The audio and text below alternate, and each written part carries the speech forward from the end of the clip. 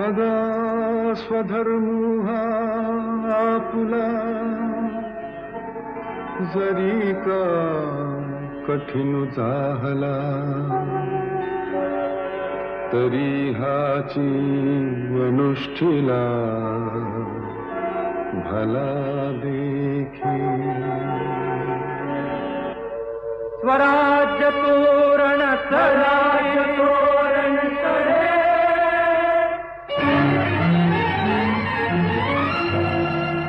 गरजती तोफांचे चौघडे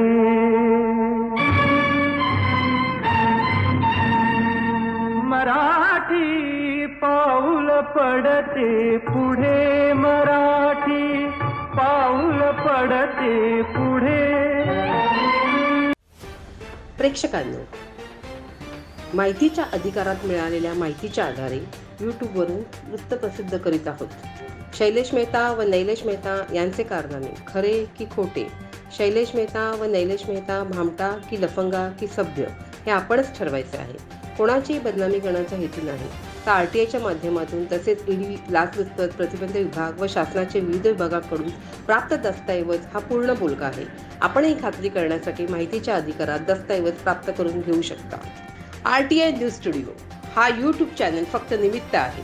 नवीन महाराष्ट्र सदन प्रकरणामागील सत्य किती जणांना माहीत आहे? सत्याचा शोध घेण्याचे कार्य कोणी कोणी हाती घेतले हा संशोधनाचा विषय आहे. RTO प्रकल्प आणि झोपडपट्टी पुनर्विकास योजना गौतम अदानी यांच्या मेसर्स अदानी इन्फ्रास्ट्रक्चर्स व मेसर्स प्रेस्टिज ग्रुपला विकण्याचे Shailesh Mehta messrs Shiv infra vision private limited यांचे प्रयत्न सुरू आहेत. यापूर्वी शैलेश मेहता व नैलेश मेहता यांनी रचलेल्या षडयंत्राला कोण कोण बळी गेले व पुढे कोण कोण बळी जाणार हे यथावकाश पुढे येईलच. मराठी माणसाच्या मागे खंबीरपणे उभे राहिला तरच या महाराष्ट्र राज्यात मराठी माणूस टिकेल, मोठा होईल व उद्योजक होईल. अन्यथा परप्रांतीय महाराष्ट्रात मोठा होईल व आपण मात्र परके. म्हणूनच आपापसातील हे स्पर्धा हेवे दावे विसरून मराठी माणसाच्या मागे खंबीरपणे उभे राहण्याची हीच वेळ आहे. यासाठी नवीन महाराष्ट्र सदन घटनेमागील सत्य मराठी माणसाचे डोळे उघडतील एवढाच यामागील हेतू आहे. दिल सच्चा और चेहरा झूठा, दिल सच्चा और चेहरा झूठा. महाराष्ट्र राज्याचे तत्कालीन सार्वजनिक बांधकाम मंत्री माननीय नितीन गडकरी यांनी महाराष्ट्र सदन भूखंड महाराष्ट्राला कसा मिळवून दिला हे आपण आता त्यांच्याकडूनच ऐकू. मी 95-97 साली मंत्री होतो आणि ही वास्तू जी होती जे गुजरात आणि महाराष्ट्र राज्य झाल्यानंतर जी गुजरातची त्या राज्याची प्रॉपर्टी होती ती गुजरात सरकारला मिळाली आणि त्याची बाहेरची प्रॉपर्टी जी होती गुजरातच्या बाहेर ती महाराष्ट्राला मिळाली. तर ही जागा होती गुजरातच्या नवाबासमोर. त्याच्यानंतर भारत सरकारच्या याच्यावर एक बिल्डिंग बांधून चीनच्या युद्धाच्या वेळी त्या डिफेन्सला कॉलनी बनवून दिली होती. आणि मग त्यावेळी अफजलपूरकर आपले चीफ सेक्रेटरी होते, राणासाहेब मंत्री होते, मी PWD मंत्री होतो. आणि ही जागा आपली आहे आम्हाला मिळावी म्हणून आम्ही भांडत होतो. पण आमचा काही लागत नव्हतं. अर्बन मिनिस्ट्रीने ती रिफ्यूज केली. आणि मला एक दिवस मनोहर जोशींनी सांगितलं नितीन येतो आता भांडण उकरू नको काढू. त्यांनी आम्हाला एक अल्टरनेटिव्ह जागा दिली आणि ती आपण घेऊ आणि आता इथून या जागेचा तू आग्रह करू नको. मी म्हटलं सर मी काही सोडत नाही, ही तुम्ही माझ्यावर सोडा, ही महाराष्ट्राची जागा आहे, मी मिळवल्याशिवाय नाही राहणार. मग मी आपल्या इथे एक महाराष्ट्र सदनात एक सिंधी आपले PWDचे होते भाटिया, त्याला धरलं आणि 4 लोक आणले आणि इथे येऊन भारत सरकारचा जो बोर्ड होता तो खोदून काढला आणि फेकला मी बरं. आणि इथे सिमेंट काँक्रीटचे गड्डे करून ही महाराष्ट्र सरकारची जागा आहे असा बोर्ड लावला. त्याच्यानंतर केंद्र सरकारमध्ये त्याचे नाराज झाल्यावर मग राम जेठमलानी अर्बन मिनिस्टर होते आणि मी त्यांना भेटायला गेलो आणि मी त्यांना विनंती केली की मला तुमच्याकडनं फक्त न्याय पाहिजे कायदेशीररित्या, मला केस प्लीड करू द्या आणि नसेल योग्य तर फेटाळून टाका. त्यांनी मला वेळ दिली. अटल बिहारी वाजपेयींचं सरकार होतं आणि मी वकिलाच्या ऐवजी मीच वकील बनलो आणि मी ते कागदपत्र घेऊन त्या भाटिया आणि आम्ही केस तयार केली आणि मी त्यांच्यासमोर प्लीड केली. ते ज्युडिशियस होते आणि पूर्ण केस आणि कागदपत्र करार दाखवल्यानंतर ते म्हणाले this land is belong to government of Maharashtra. मतलब यही तो आपको हाथ जोड़ के मेरी प्रार्थना, no no I will give the decision. आणि त्यांनी डिसिजन दिलं की this land is belong to Maharashtra government, immediately hand over it. आता त्यांनी दिल्यानंतर ते सेक्रेटरी काय ऐकत नव्हते. शेवटी त्यांच्या मागे लागून त्यांनी जागा हँडओव्हर केली. मग राजालाही इथून काढलं, ते डिफेन्सची कॉलनी झाली आणि ही जागा आपल्याला मिळालीची किंमत 800 ते 900 कोटी रुपये. आणि त्यावेळी पत्की आर्किटेक्ट होते, त्यांनी हे केलं आहे. त्यांचं एक डिझाईन केलं होतं, मग त्यातलं डिझाईन नंतर भुजबळ साहेबाला त्यांनी बदलवलं. पण आज या जागेवर महाराष्ट्र सदन आहे, कारण आपलं जुनी जागा कमी पडत होती. त्याचा खूप आनंद आहे. त्यामुळे या वास्तूशी माझं फार भावनात्मक नातं जोडलेलं आहे की जसे बिल्डर डेव्हलपर बांधतात तसं मी मंत्री म्हणून आपला बोर्ड लावला होता इथे. आणि आज त्या जागेवर अतिशय सुंदर इमारत आहे. आपल्या मराठी माणसाच्या अभिमानाचं ही जागा आहे महाराष्ट्र सदन. आणि आज तिथे आपल्या महाराष्ट्राच्या भूमिपुत्रांचा सत्कार मोळे साहेबांनी या ठिकाणी आयोजित केला.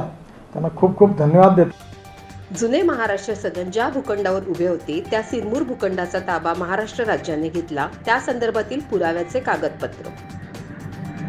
सिरमूर भूखंडावर नवीन महाराष्ट्र सदनाची उभारणी करण्यापूर्वी युद्धकाळात बांधलेल्या जुन्या इमारतीचे फोटो. नमस्कार. प्रादेशिक परिवहन विभाग अंधेरी पश्चिम यांच्या भूखंडाच्या क्षेत्रफळाच्या मोबदल्यात महाराष्ट्र शासनाला 100 कोटी किमतींची बांधकामं करून देण्याचा निर्णय तत्कालीन मुख्यमंत्री कैलासवासी विलासराव देशमुख यांनी घेतला. त्याबाबतची सत्य परिस्थिती त्यांच्याच मुखाने ऐकूया. बहुतेक काम आता सरकारी पैसे न लावता बीओटीच्या मार्गानेच हे काम हातामध्ये अधिक घ्यावं आणि सरकारचा पैसा हा इतर कामाच्यासाठी अधिक खर्च करावा, ज्याच्यामध्ये मागासवर्गीयाचं कल्याण आहे, ज्याच्यामध्ये आदिवासींचं कल्याण आहे, ज्याच्यामध्ये ग्रामीण विकासाच्याकडे आपल्याला अधिक लक्ष द्यावं लागतं. या कामाच्यासाठी आरोग्य आहे, शिक्षण आहे, या कामाकडे तो पैसा आपण खर्च करावा आणि इतर कामामध्ये लोकांनी आपला पैसा त्याच्यातनं गुंतवावा आणि सर्व्हिस चार्ज म्हणून ज्याला ही सर्व्हिस आम्ही पोहोचवतोय त्यांनी तो चार्ज भरावा आणि त्याच्यातनं त्याचं काम व्हावं.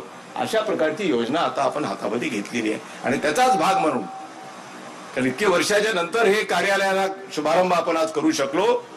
आणि एवढंच नव्हे तर त्याच्यातनं 3-4 इमारती सरकारच्या आम्हाला बांधून मिळणार आहेत. म्हणून या जागेचा वापर योग्य पद्धतीने करून त्याची SRA स्कीम आम्ही डेव्हलप करतो आणि SRA स्कीम मध्ये तिथल्या राहणाऱ्या झोपडवासियांना फुकट घरं बांधून मिळतात आणि त्याला सेलेबल कॉम्पोनंट सुद्धा आपण 1 पैसा जादा देतो आणि त्याच्यातनं त्यांनी क्रॉस सबसिडाईज करावा, तिथनं 2 पैसे मिळवावेत आणि आमच्या गरिबांना फुकट घरं बांधून द्यावीत. अशी जी SRA ची योजना आहे त्याच धर्तीवर त्याला थोडंसं मॉडिफाय करून त्याच्यामध्ये झोपडपट्टीवासियांना सुद्धा घरं मिळणार आहेत, राज्य सरकारची कार्यालय बांधून मिळणार आहेत. एवढंच नाही तर त्याच्यातनं आणखी नवीन दुसरे 2 आमच्या इमारती याच पैशातनं आम्हाला बांधून मिळणार आहेत.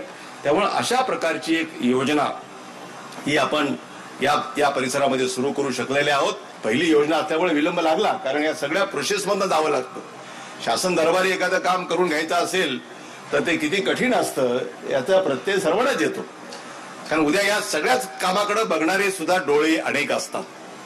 अनेकांच्या भुवया संशयानं कारण नसताना उंचावत असतात. त्यामुळं थोडंसं वेळ लागला ते हरकत नाही, परंतु काम करत असताना ते सगळ्या कायद्याच्या कसोट्यावर उतरणारं आणि प्रत्येक नियमाचं योग्य पद्धतीने पालन झालं की नाही हे पाहून काही निर्णय आपल्याला करायचे असतात. आणि म्हणून मला असं वाटतं की सर्व नियमाच्या कसोट्यावर उतरून आणि इन्फ्रास्ट्रक्चरची जी कॅबिनेट कमिटी आहे जी माझ्या अध्यक्षतेखाली आहे त्याच्या मान्यतेनं, फायनान्स डिपार्टमेंटच्या मान्यतेनं हा प्रस्ताव मंजूर झाला आणि आता कुठं त्याला मूर्त स्वरूप प्राप्त झालेलं आहे. आज याचं भूमिपूजन झालेलं आहे आणि हे काम आता बजेटसाठी थांबणार नाही. आमची कामं बऱ्याचदा बजेटसाठी थांबतात. 1 मजला झाला, थांबला, नवीन बजेट येत आहे, मग दुसरा मजला, मग काय वेळा सगळं इमारत पूर्ण होते, मग फर्निचरसाठी थांबावं लागतं. हे आमच्या या सगळ्या योजनेमधनं मला असं वाटतं की आता हे कार्यालय हे जर आम्ही आमच्या बजेटमधनं बांधलं असतं तर त्यांनी हे मांडलं नसतं. इथं त्यांनी म्हटलं असतं की लवकरात लवकर आम्ही इमारत पूर्ण करू आणि लवकरात लवकर याचं उद्घाटन करण्याचा प्रयत्न करू. याचं उद्घाटन झालं पाहिजे. हे का शक्य झालं तर या नव्या योजनेचा आपण स्वीकार केला आणि थोडंसं आपण मॉडिफाय केलं आपलं धोरण आणि त्याच्यामुळे हे शक्य होऊ शकलं. आणि आता उत्तम इमारत कॉर्पोरेट हाऊस असावं अशा प्रकारची इमारत त्या ठिकाणी आणि तिथं आमचे RTOचे अधिकारी त्या इमारतीमध्ये बसणार. त्याला बाजूलाच एक उत्तम ट्रॅक, ड्रायव्हिंग टेस्ट ट्रॅक हा सुद्धा इथं ते उपलब्ध करतायत. आमचे प्रधान सचिव, आमचे आयुक्त आणि या खात्याचे सर्व अधिकारी इथं बसलेले आहेत. त्यांनाही मी धन्यवाद देतो की आपण 1900 कोटीपर्यंत आता रेव्हेन्यू देण्याचं आपण आता यावर्षीचं टार्गेट इष्टांक आपण ठेवलेलं आहे. आणि मला असं वाटतं की तितकी जास्त तुम्ही रेव्हेन्यू राज्य सरकारच्या तिजोरीत द्याल तेवढ्या अधिक सवलती अधिकाऱ्यांना कर्मचाऱ्यांना देण्याच्या दृष्टीनं सुद्धा राज्य सरकार प्रयत्नशील राहील. हेही मी मुद्दा या ठिकाणी सांगू इच्छितो. पुन्हा एकदा आपल्या सर्वांना धन्यवाद. जय हिंद, जय महाराष्ट्र. भारतीय जनता पार्टीच्या वतीने श्री किरीट सोमय्या यांनी दिनांक 21 जुलै 2012 रोजी भारतीय जनता पक्षाच्या लेटरहेडवर इंग्रजीमध्ये प्रसिद्ध केलेली प्रेस नोट मी आता तुम्हाला वाचून दाखवते. महाराष्ट्र सदन महाघोटाळा ऑफ 10,000 crore या मथळ्याखाली पत्रकार परिषदेमध्ये प्रसिद्ध केलेले हे वृत्त खालीलप्रमाणे. New Maharashtra Sadan Delhi scam is nothing but महाघोटाला of ₹10,000 crores charged Dr. Kirit Somaiya, BJP National Secretary and convener of Scam Expose Committee. The whole project in the name of pride of Maharashtra exploited in the name of BOT by Sri Chhagan Bhujbal friend and family group of companies. Maharashtra Sadan Delhi or SRA slum project.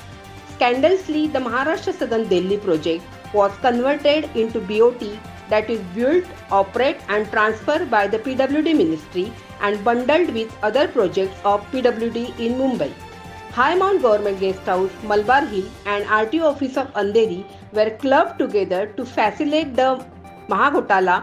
Subsequently, it was framed as a slum rehabilitation project and more than 30 lakh square feet FSI are sanctioned to the BOT contractor Chamankar and Group, Delhi's FSI in Mumbai. 4,50,000 square feet floating FSI was gifted to the Chamankars by the Maharashtra government as a part of the scandalous BOT terms. The Chamankars were allowed to use 4.5 lakh square feet floating FSI against the construction of New Maharashtra Sadan, New Delhi, ₹10,000 crore project at Andheri. The government has sanctioned 30 lakh square feet FSI to the Chamankars for the 3 combined projects of Maharashtra Sadan, High Mount Guest House and RTO project. The Chamankars are now developing a commercial cum residential project on the narrow strip at Andheri Link Road near Lokhandwala. The market trades for commercial ₹50,000 square feet and for residential ₹20,000 square feet. Mahagotala. Dr. Kirit Somaiya demanded an independent investigation of these Mahagotala. Dr. Somaiya questions Mr. Bhujbal. Mr. Bhujbal, is it true that? The first one is, New Maharashtra Sadan Delhi project cost was projected at ₹52 crores. The second one is, subsequently it was bundled together with High Mount and RTO project. The third one is, the terms of the contract tenders and project were changed to facilitate Chamankar. The fourth one is, in all more than 30 lakh square feet sellable construction gifted to Chamankar. The fifth one is, total construction cost of all these projects is less than ₹300 crores. The sixth one is, the market value of the sellable component of Chamankar's this project is ₹10,000 crores. The seventh one is, the profit to the Chamankars from this scandalous BOT is ₹9,700 crores. The eighth one is, can you please disclose the financial benami transactions of Bhujbal friend and family group of companies with Chamankars and his associates like Dhanpat Seth? यामागील सच्चा झुटा काय याबाबतची खरी हकीकत सविस्तरपणे सांगत आहे. महाराष्ट्र राज्याचे तत्कालीन मुख्यमंत्री कैलासवासी विलासराव देशमुख यांच्या अध्यक्षतेखालील मंत्रिमंडळाच्या पायाभूत सुविधा समितीने घेतलेल्या निर्णयानुसार सार्वजनिक बांधकाम विभागाने मेसर्स KS चमनकर एंटरप्राइजेस यांच्याबरोबर दिनांक 27/11/2006 रोजी विकास करार केले. सदर विकास कराराच्या अन्वये नवी दिल्ली येथील नवीन महाराष्ट्र सदन, मलबार हिल येथील हाय माउंट राज्य अतिथीगृह, अंधेरी पश्चिम येथील प्रादेशिक परिवहन विभागाचे प्रशासकीय कार्यालय तसेच झोपडपट्टी पुनर्विकास योजनेअंतर्गत अण्णानगर SRA संस्थेची 7 मजली इमारत विकासक मेसर्स KS चमनकर एंटरप्राइजेस यांनी बांधून ताबा दिला. शासनाच्या झोपडपट्टी पुनर्वसन प्राधिकरण व सार्वजनिक बांधकाम विभागाने भारतीय जनता पक्षाची 2014 साली महाराष्ट्र राज्यावर सत्ता आल्यानंतर दिनांक 27/11/2006 रोजीच्या विकास करारातील प्रादेशिक परिवहन विभागाच्या कर्मचारी अधिकारी वर्गासाठीच्या 25 मजली इमारतीच्या आराखड्यांना, अत्याधुनिक टेस्टिंग ट्रॅकच्या आराखड्यांना तसेच झोपडपट्टी पुनर्वसन योजनेतील कासम नगर या संस्थेच्या इमारतीच्या आराखड्यांना परवानगी दिली नाही. शिवाय शासनाला विनामूल्य बांधून द्यावयाच्या 1200 सदनिका असलेल्या संक्रमण शिबिराच्या इमारतीच्या आराखड्यांनाही मंजुरी दिलेली नाही. यामुळे महाराष्ट्र शासनाचे 1500 कोटी रुपयांचे नुकसान किरीट सोमय्या यांनी केलेल्या आरोपामुळे झालेले आहे. शैलेश मेहता पुरस्कृत शिव इन्फ्राव्हिजन प्रायव्हेट लिमिटेड यांनी आस्थागायत RTO भूखंडावरील कासमनगर विठ्ठल रखुमाई या झोपडपट्टी पुनर्विकास योजनेतील इमारतीचे 1 इंचभरही बांधकाम गेल्या 3 वर्षात नवीन विकासक मेसर्स शिव इन्फ्राव्हिजन प्रायव्हेट लिमिटेड यांनी सुरू केलेले नाही. उलट पूर्वीचे विकासक चमणकर यांनी झोपडपट्टी पुनर्विकास योजनेतील अण्णानगर या 7 मजली इमारतीचे बांधकाम करून झोपडपट्टीधारकांना त्याचा ताबा दिला. ही सध्याची वस्तुस्थिती आहे. अंधेरी पश्चिम येथील RTOच्या मालकीच्या झोपडपट्टी व्याप्त भूखंडावरील अण्णानगर व कासमनगर या झोपडपट्टी योजनेशी सांगड घालून अपना बाजार येथील विठ्ठल रखुमाई या झोपडपट्टी वसाहतीचा विकास करण्याचा निर्णय झोपडपट्टी पुनर्वसन प्राधिकरणाने घेतला होता. सदर प्रकल्पाचा विकास करण्यासाठी शैलेश मेहता पुरस्कृत मेसर्स शिव इन्फ्राव्हिजन प्रायव्हेट लिमिटेड यांची बेकायदेशीर निवड करण्यात आल्या कारणाने विठ्ठल रखुमाई या संस्थेने RTOच्या भूखंडावरील अण्णानगर व कासमनगर या संलग्न झोपडपट्टी पुनर्विकास योजनेमधून वेगळे होण्याचा निर्णय घेतला व तशी मागणी झोपडपट्टी पुनर्वसन प्राधिकरणाकडे केली. मेसर्स शिव इन्फ्राव्हिजन प्रायव्हेट लिमिटेड यांची ज्या अटी शर्तींवर झोपडपट्टी पुनर्वसन प्राधिकरणाने निवड केली त्यापैकी एक म्हणजे 3 वर्षाच्या मुदतीत या विकासकाने बांधकाम पूर्ण करावयाचे होते. परंतु एकही चौरस फुटाचे बांधकाम मेसर्स शिव इन्फ्राव्हिजन प्रायव्हेट लिमिटेड यांनी अद्याप केलेले नाही. झोपडपट्टी पुनर्वसन प्राधिकरणाच्या अटी व शर्तींची मुदत संपल्यावर मेसर्स शिव इन्फ्राव्हिजन प्रायव्हेट लिमिटेड यांनी अण्णानगर, कासमनगर व विठ्ठल रखुमाई ही झोपडपट्टी पुनर्विकास योजना गौतम अदानी यांच्या अदानी इन्फ्रास्ट्रक्चर आणि प्रेस्टिज ग्रुप या विकासकाबरोबर प्रकल्प विक्रीची बोलणी सुरू केलेली आहे. या विकासकामध्ये विश्वास निर्माण करण्यासाठी मेसर्स शिव इन्फ्राव्हिजन प्रायव्हेट लिमिटेड आणि शैलेश मेहता यांनी झोपडपट्टी पुनर्वसन प्राधिकरणातील भ्रष्ट अधिकाऱ्यांना हाताशी धरून विठ्ठल रखुमाई या वसाहतीतील ट्रान्झिट कॅम्प 150 पोलिसांच्या संरक्षणात सोडून टाकले. यामागे बांद्रातील नामधारी आमदार असलेला मंत्री असल्याची चर्चा असून सदर मंत्र्याचे या प्रकल्पात हितसंबंध गुंतल्याचे बोलले जाते. सध्या मी आहे अपना बाजार या ठिकाणी आणि अपना बाजार या लेनमध्ये बिल्लाबांग एक स्कूल आहे जे वेल नोन आहे. त्याच्या मागील बाजू एक ट्रान्झिट कॅम्प आहे. त्या ट्रान्झिट कॅम्पचं नाव विठ्ठल रखुमाई झोपडपट्टी सहकारी संस्थाची एक जे ट्रान्झिट कॅम्प आहे त्या ट्रान्झिट कॅम्पचं जे डेमोलेशन सध्या सुरू आहे. आणि या ठिकाणी जे आहेत महाराष्ट्र नवनिर्माण सेनेचे विधानसभाचे अध्यक्ष संदेश देसाई वर्षा विधानसभेचे ते सुद्धा आले. त्यांच्याकडून सुद्धा जाणून घेऊ. ट्रान्झिट कॅम्प आहे, डेमोलेशन होते, 10 परिवार इकडे आहेत आणि एवढ्या मोठ्या प्रमाणात अंबोली पोलीस स्टेशनचा पोलीस बंदोबस्त.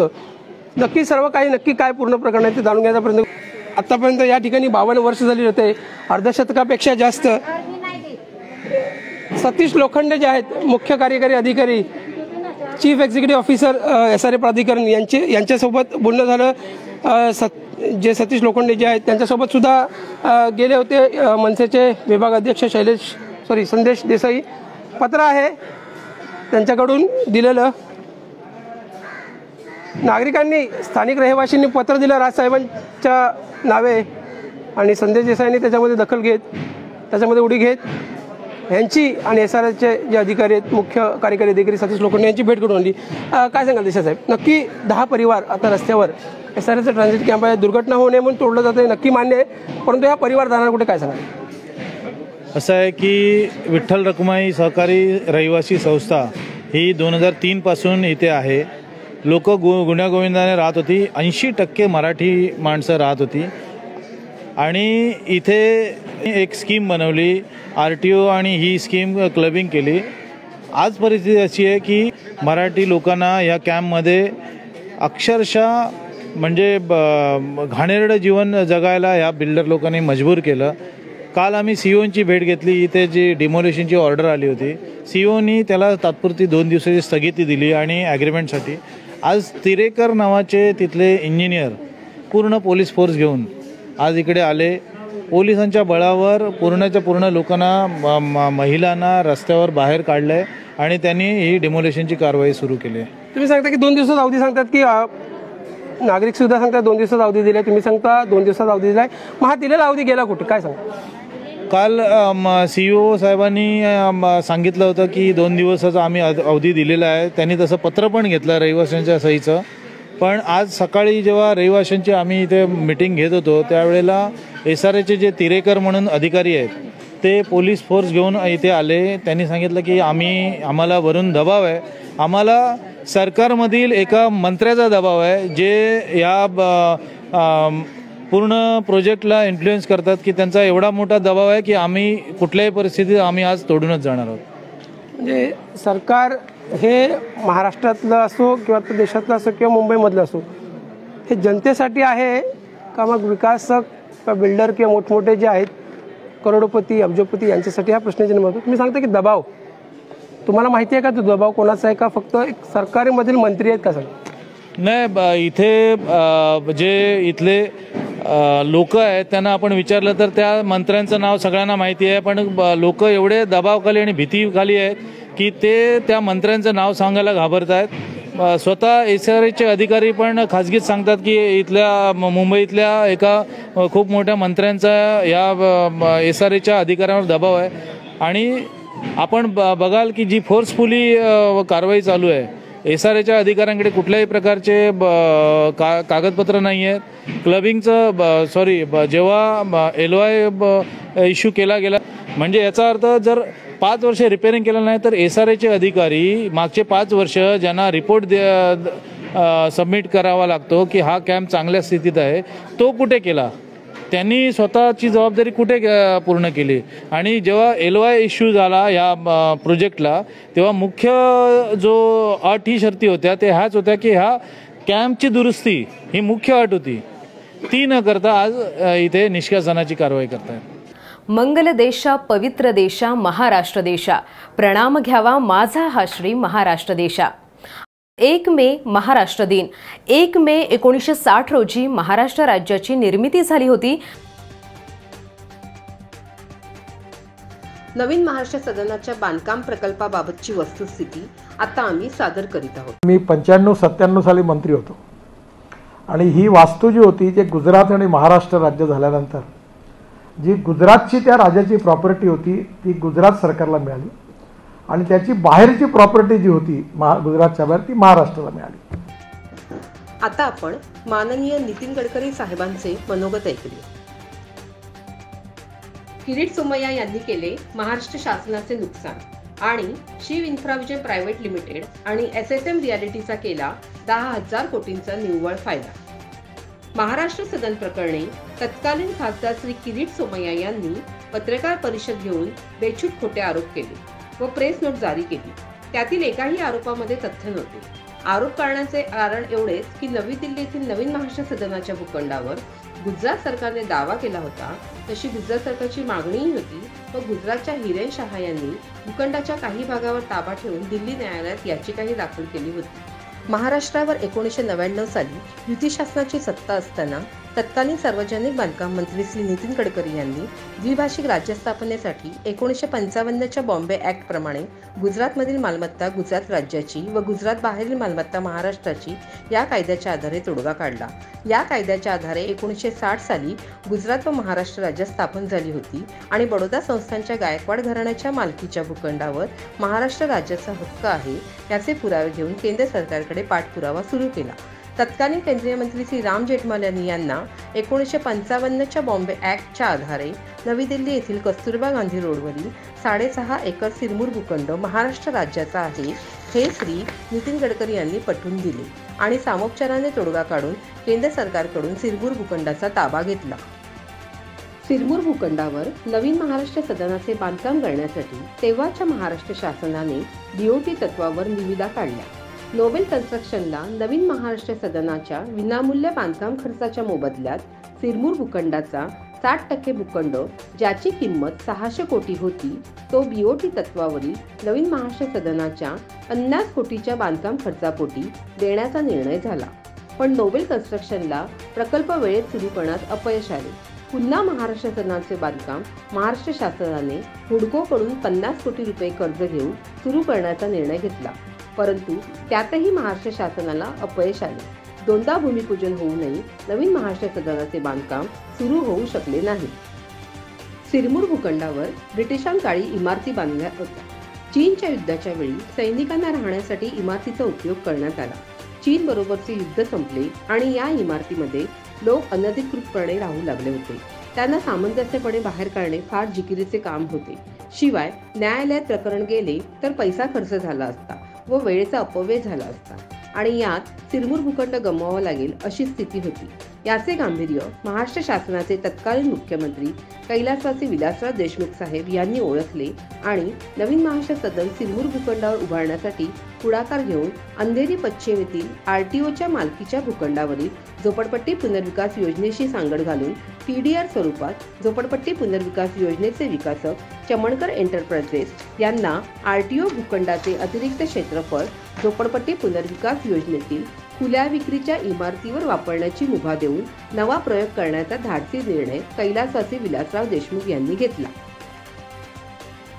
आरटीओच्या झोपडपट्टी वसाहतीखालील भूखंड हा झोपडपट्टी पुनर्विकास योजनेनुसार अण्णानगर, कासमनगर व विठ्ठल रखुमाई या झोपडपट्टी पुनर्विकास योजनेतील संस्थांच्या ताब्यात शासकीय धोरणानुसार देणे क्रमप्राप्त असले तरी या झोपडपट्टी पुनर्विकास योजनेचे विकासक मेसर्स KS चमणकर एंटरप्राइजेस यांना आरटीओच्या मालकीचा खुला भूखंड दिला जाणार नाही याची खबरदारी घेऊन कैलासवासी विलासराव देशमुख साहेब यांच्या अध्यक्षतेखाली झालेल्या मंत्रिमंडळाच्या पायाभूत सुविधा समितीने निर्णय घेतला व आरटीओ प्रकल्पातील झोपडपट्टी पुनर्विकास योजनेचे विकासक मेसर्स चमणकर एंटरप्राइजेस यांना TDR वापरण्याची मुभा त्या बदल्यात महाराष्ट्र शासनासाठी नवीन महाराष्ट्र सदन, आरटीओ हाय माउंट, आरटीओ कार्यालय व आरटीओ अधिकारी कर्मचारी वर्गासाठी 25 मजली निवासी इमारत, अत्याधुनिक भूमिगत वाहनतळ असलेला टेस्टिंग ट्रॅक, महाराष्ट्र शासनासाठी कायमस्वरूपी 1200 संक्रमण सदनिका असलेल्या इमारती बांधण्याचा निर्णय घेतला.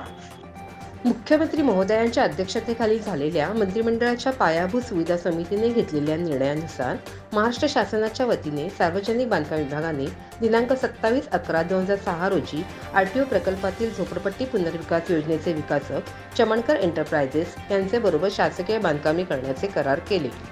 महाराष्ट्र शासनाबरोबर केलेल्या विकास करारातील अटीनुसार प्रादेशिक परिवहन विभागाच्या मालकीच्या भूखंडावर प्रादेशिक परिवहन विभागाचे कार्यालय बांधण्याचा विकासक चमणकर एंटरप्राइजेस यांनी पुढाकार घेतला.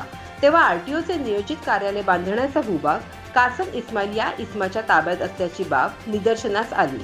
कासम इस्माईल यांच्या ताब्यातील भूखंड सोडविण्यासाठी आरटीओच्या अधिकाऱ्यांनी ओशिवरा पोलीस ठाण्यात गुन्हा दाखल केला व विकासक चमणकर एंटरप्राइजेस यांनी पोलीस संरक्षणात कासम इस्माईल यांनी अतिक्रमण केलेला भूखंड मुक्त करून ताब्यात घेतला आणि त्यानंतर तत्कालीन मुख्यमंत्री कैलासवासी विलासराव देशमुख यांच्या शुभ हस्ते आरटीओच्या कार्यालयाचे भूमिपूजन पार पडले.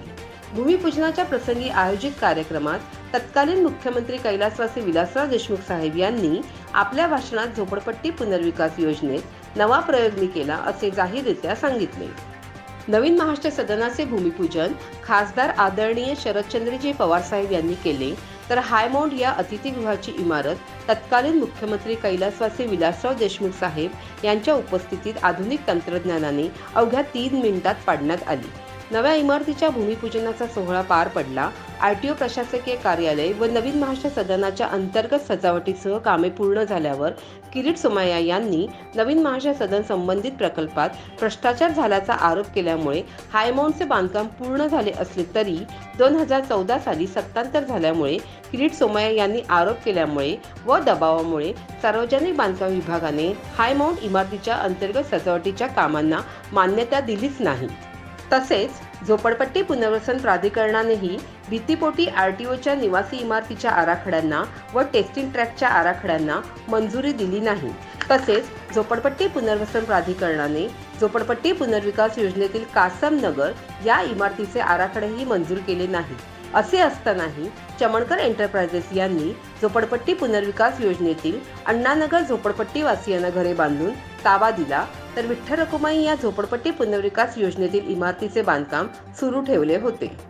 यामुळे किरीट सोमय्या अस्वस्थ झाले आणि त्यांनी सार्वजनिक बांधकाम विभागातील अधिकारी तसेच झोपडपट्टी पुनर्वसन प्राधिकरणातील अधिकाऱ्यांवर दबाव तंत्राचा वापर करून चमणकर एंटरप्राइजेस या डेव्हलपरना काढून टाकले आणि झोपडपट्टी पुनर्वसन प्राधिकरणातील अधिकाऱ्यांना हाताशी धरून आरटीओ प्रकल्पातील झोपडपट्टी पुनर्विकास योजनेवर आपल्या मर्जीतील नवे विकासक नेमण्याचे षडयंत्र रचले.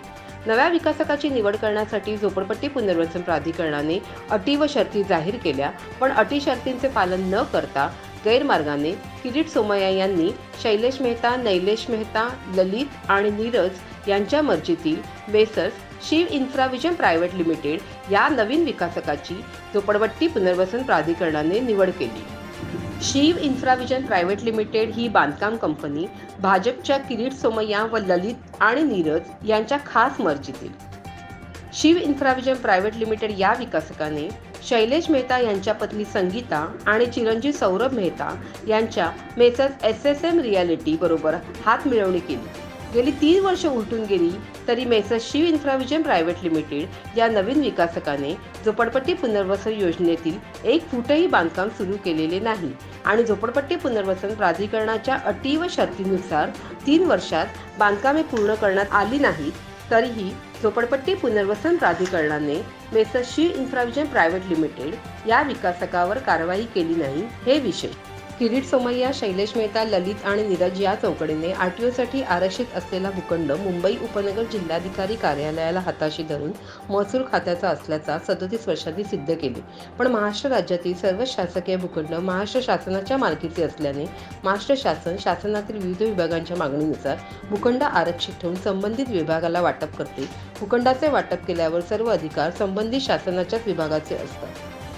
पण मुंबई उपनगर जिल्हाधिकारी कार्यालयातील धारिती शुक्राचार्यांनी आरटीओसाठीचा आरक्षित भूखंड चक्क शिव इन्फ्राविजन प्रायव्हेट लिमिटेड या खाजगी विकासकाच्या फायद्यासाठी महसूल विभागाने आपला अधिकार शिव इन्फ्राविजन प्रायव्हेट लिमिटेड या विकासकाच्या हितासाठी सिद्ध करून आरटीओसाठी आरक्षित असलेला भूखंडच messrs Shiv Infravision private limited यांना आंदण दिला व शिव इन्फ्राविजन प्रायव्हेट लिमिटेड या विकासकाला भूखंडाचा अतिरिक्त फायदा करून देतानाच आरटीओच्या आरक्षित भूखंडाचे अतिरिक्त क्षेत्रफळ मागील दाराने मिळवून दिले.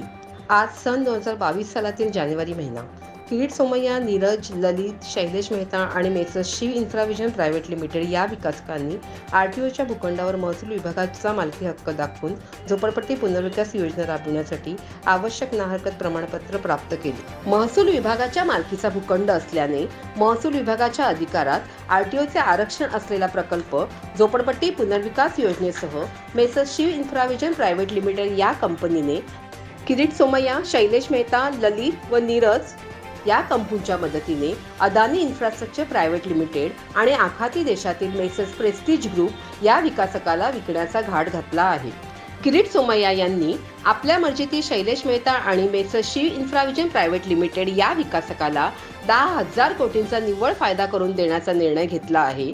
किरीट सोमय्या यांच्या या भूमिकेमुळे महाराष्ट्र शासनाच्या करारातील उर्वरित बांधकामे व अंतर्गत सजावटीची कामे पूर्ण करण्यासाठी शासनावर 1500 कोटीचा अतिरिक्त बोजा पडणार आहे.